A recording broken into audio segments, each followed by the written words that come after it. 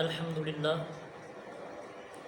الحمدللہ الذی وحدہ والصلاة والسلام علی من لا نبی بعدہ اما بعد فاعوذ باللہ من الشیطان الرجیم بسم اللہ الرحمن الرحیم قال اللہ تبارک و تعالی فی شان حبیبہ مخبرا و آمرا ان اللہ و ملائکتہ یصلون علی النبی یا ایھا الذین آمنوا صلوا علیہ وسلموا تسلیما الصلاۃ والسلام علیک یا سیدی یا رسول اللہ وعلی آلک و اصحابک یا سیدی یا حبیب اللہ۔ ہر ابتدا سے پہلے، ہر انتہا کے بعد، ہر ابتدا سے پہلے، ہر انتہا کے بعد ذات نبی بلند ہے ذات خدا کے بعد۔ معزز سامعین و ناظرین، السلام علیکم ورحمۃ اللہ وبرکاتہ۔ میں آپ کو اپنے یوٹیوب چینل میں خوش آمدید کہتا ہوں، اور ویڈیو شروع کرنے سے پہلے میں آپ سے ایک ریکویسٹ کرنا چاہوں گا کہ ایک مرتبہ بارگاہ سرور کونین صلی اللہ علیہ وآلہ وسلم میں انتہائی عقیدت، محبت، الفت چاہت کے ساتھ ہدیہ درود السلام کا نذرانہ پیش کرنے کی سعادت حاصل کر لیں، کیونکہ درود پاک پڑھنے کے بے شمار فضائل و برکات ہیں۔ تو کئی ساری احادیث درود پاک کی فضیلت اور اہمیت میں وارد ہوئی ہیں، انشاءاللہ اس پر بھی میں الگ سے ایک ویڈیو بناؤں گا، تو درود پاک پڑھنے کی سعادت حاصل کر لیں۔ جو بھی میرا دوست اس ویڈیو کو دیکھ رہا ہو، جو بھی میرا مسلمان بھائی اس ویڈیو کو دیکھ رہا ہو، وہ ایک مرتبہ ضرور ہمارے پاک نبی صلی اللہ علیہ وسلم کی بارگاہ میں درود پاک کا نذرانہ پیش کر لے۔ تو میں اب بلا تاخیر اپنی ویڈیو کی طرف اور اپنے عنوان کی طرف آنا چاہتا ہوں کہ آج میری گفتگو کا موضوع جو ہے وہ ہے موت کے بعد انسان کی خواہشات۔ جی ہاں دوستو، موت کا ذائقہ ہر نفس نے چکھنا ہے۔ قرآن مجید میں اللہ رب العزت نے ارشاد فرمایا کل نفس ذائقۃ الموت، ہر ذی روح نے موت کا ذائقہ چکھنا ہے۔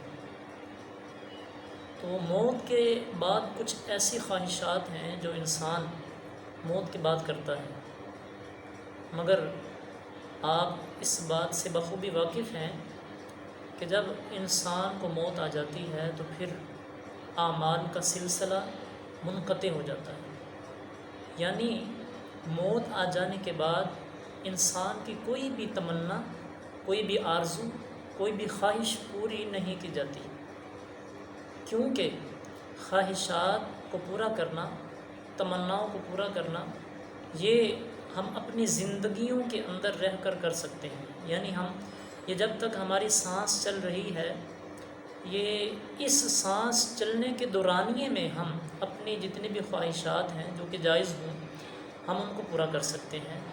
تو چند ایک خواہشات جو ہیں ان کا ذکر قرآن مجید میں اللہ رب العزت نے فرمایا ہے کہ جب انسان کو موت آ جاتی ہے تو پھر انسان خواہشیں کرتا ہے۔ تو ان چند ایک خواہشات میں سے میں آپ کی کچھ خواہشات جو ہیں وہ آپ کو میں بتانا چاہتا ہوں۔ سب سے پہلے اللہ رب العزت نے سورۃ الفجر کے اندر ایک آیہ مبارکہ ہے، اعوذ باللہ من الشیطان الرجیم بسم اللہ الرحمن الرحیم یقول یا لیتنی قدمت لحیاتی۔ جب انسان کو موت آ جائے گی، انسان موت آ جانے کے بعد کہے گا کاش کہ میں نے اپنی آخرت کی زندگی کے لیے کچھ بھیجا ہوتا، یعنی میں نے اپنے آگے کی زندگی کے لیے کچھ بھیجا ہوتا۔ اس آیہ مبارکہ سے مراد یہ ہے حضرات مکرم کہ جب انسان کو موت آ جاتی ہے تو موت آ جانے کے بعد انسان کو خیالات آتے ہیں کہ کاش میں نیک اعمال کر لیتا۔ جب وہ اپنے اعمال کو دیکھتا ہے تو اس کے دل میں یہ ایک تمنا، ایک آرزو اٹھتی ہے کہ کاش میں نے برے کام سے میں رک جاتا، میں نے برے کام نہ کیے ہوتے اور نیک اعمال میں نے کر لیے ہوتے تو آج مجھے یہ ذلت اور رسوائی کا سامنا نہ کرنا پڑتا۔ تو کل موت آ جانے کے بعد انسان کی پہلی تمنا اور ان آرزوؤں میں سے ایک آرزو انسان یہ بھی کرے گا کہ کاش میں نے اپنی آخرت کی زندگی کے لیے بھی کچھ بھیجا ہوتا۔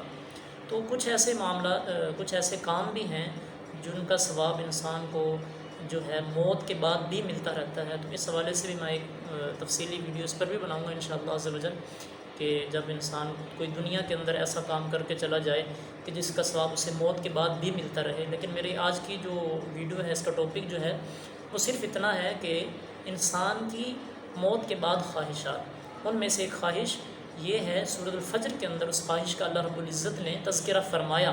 یقول یا لیتنی قدمت لحیاتی، انسان جب فوت ہو جائے گا، اس دنیا سے چلا جائے گا، تو وہ یہ کہے گا کہ کاش میں نے اپنی آخرت کی زندگی کے لیے کچھ بھیجا ہوتا.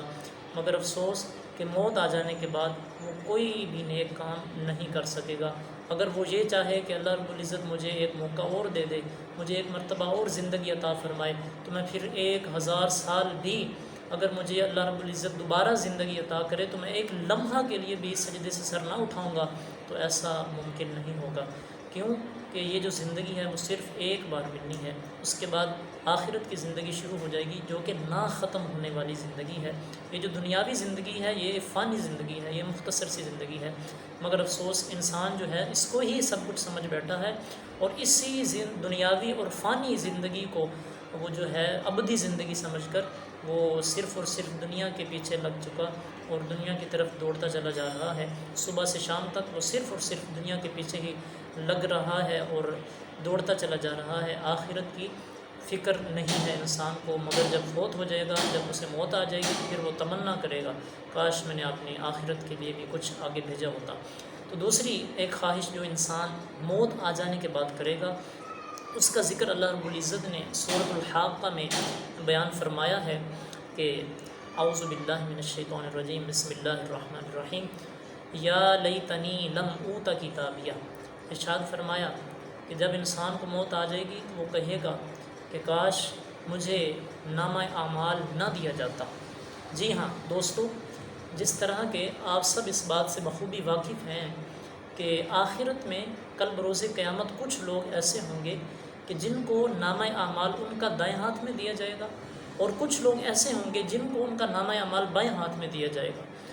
تو جو لوگ کامیاب ہو جائیں گے، جو لوگ سعادت مند ہوں گے، ان کو ان کا نامہ اعمال جو ہے وہ دائیں ہاتھ میں دیا جائے گا.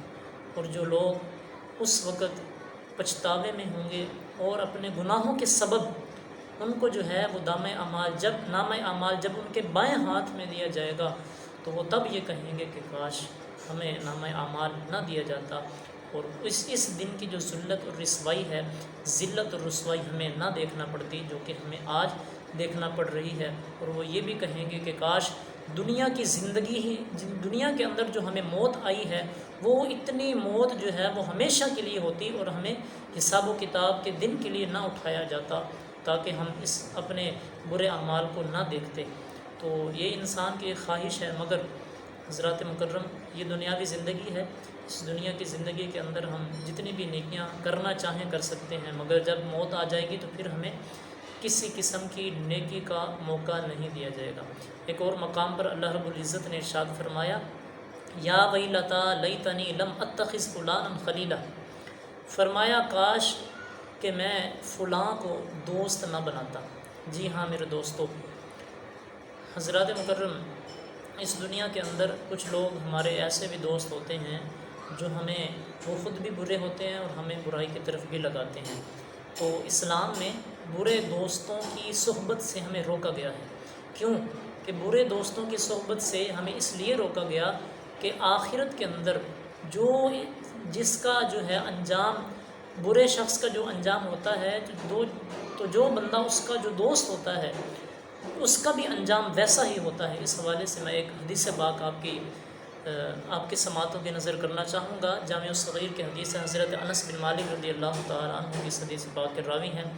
بیان کرتے ہیں کہ کریم آقا صلی اللہ علیہ وآلہ وسلم نے ارشاد فرمایا کہ اے میرے صحابہ، برے ہم نشین سے بچو، کیونکہ برا ہم نشین کل بروز قیامت تم اسی کے ساتھ پہچانے جاؤ گے جس کے ساتھ دنیا میں تم بیٹھا کرتے تھے، جس کے ساتھ تم اپنے شب و روز گزارا کرتے تھے.